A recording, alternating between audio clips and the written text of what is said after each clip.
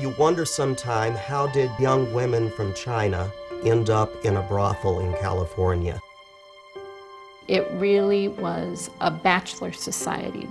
In California, it was about one woman for every 20 men. They were making a living in the world's oldest profession. Women who came here, very few came of their own free will. The women didn't have other options. They had nowhere to go.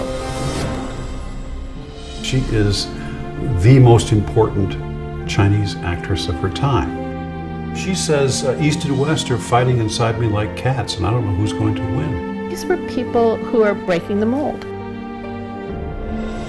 woman who wasn't afraid to be attractive and feminine, and yet here she was, tough and strong. She was also a bridge between China and West.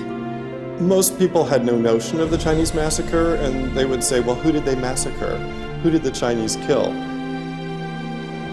If you talk to a Chinese American who has some ancestry in this country, every single one will have some story about the negative effect of the Chinese Exclusion Act. It was constitutional because the Supreme Court said it was constitutional.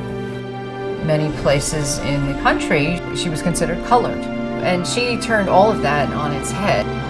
My grandfather came to this country with nothing, and yet he decided to make something of himself anyway. We all had someone in our families that was crazy enough, scared enough to leave their home country and make this incredible voyage to come here to the United States.